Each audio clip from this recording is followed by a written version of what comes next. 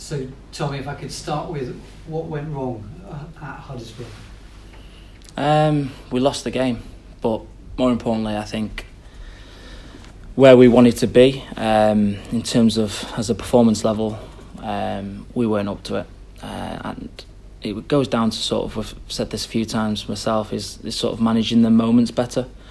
You know, in the game we were going to have good moments and bad moments, but as a group, the 11 that go out there, we have to show a certain amount of leadership and togetherness and manage them better to get that performance, to go in at half-time and know you've done your job. And yeah, I think far too many of the moments went amiss and left ourselves in a vulnerable position. You played in midfield for that game. How did you find that? Was it your first start in midfield this season for Bristol City? I think it was, yeah.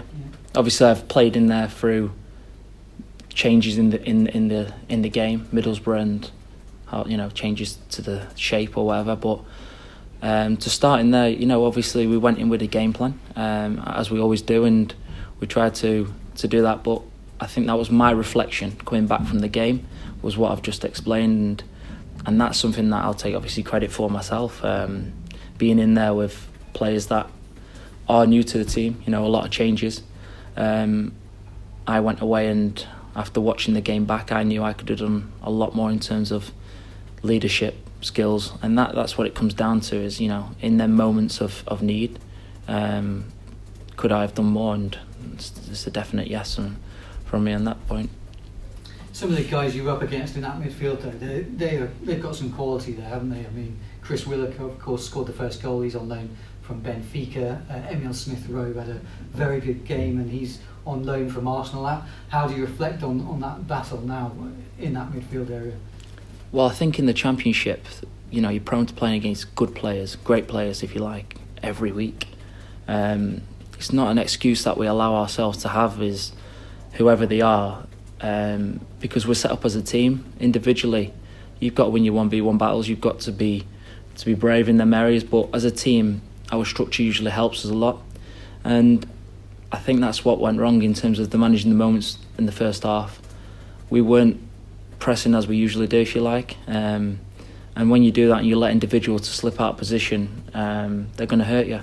You just mentioned two who did hurt us in them areas, and I think that comes down to that collective group or core, if you like, to taking responsibility on the pitch. The staff and the manager and everyone else can only prepare you so much, and then you've got to take it into your own hands when you're on the pitch, and ultimately when you don't, that's what happens. You get punished by good players.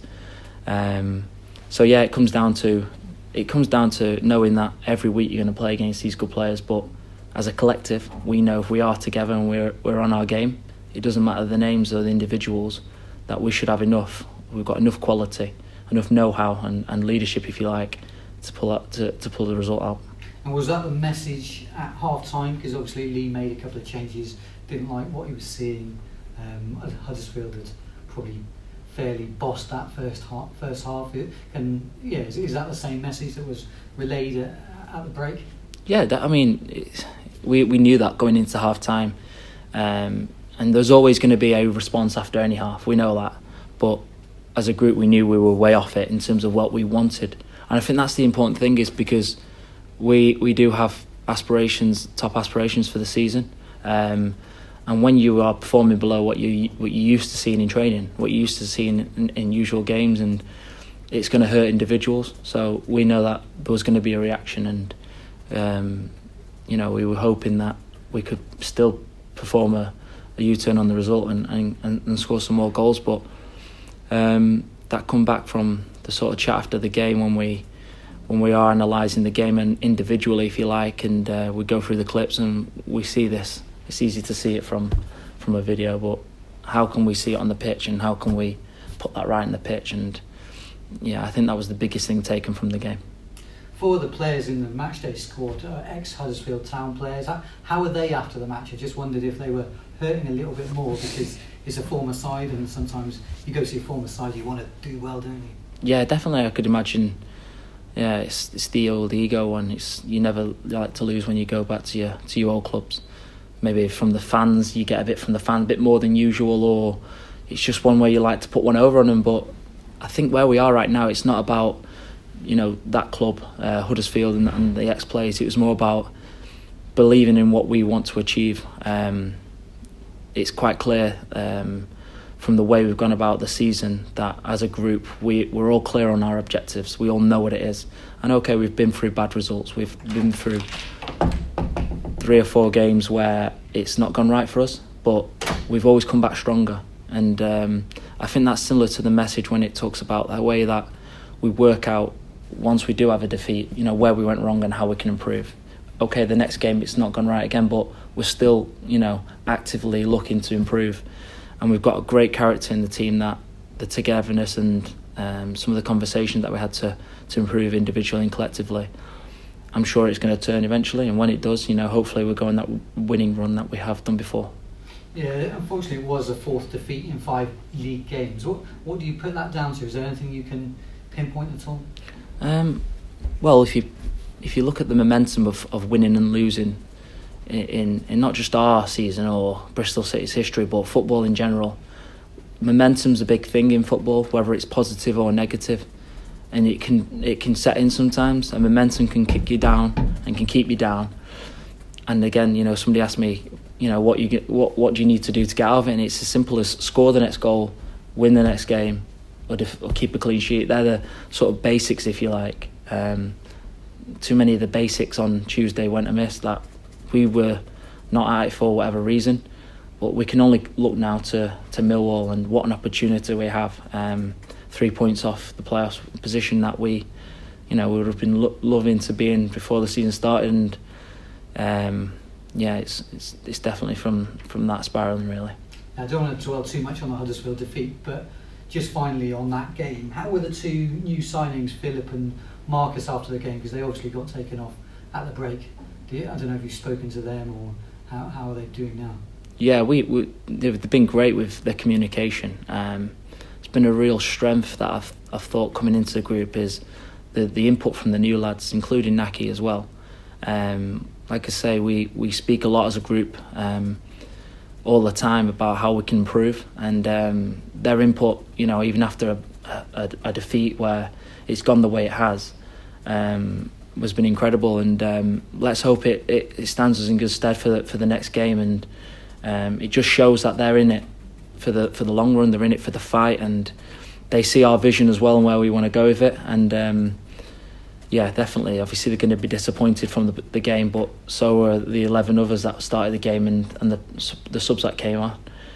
Everyone was disappointed. There's no, we're more disappointed for the coaching staff, the fans, and everyone else. But I think there's still a deep desire down us and a deep belief that we know it will turn, and we're confident of making that happen on Saturday.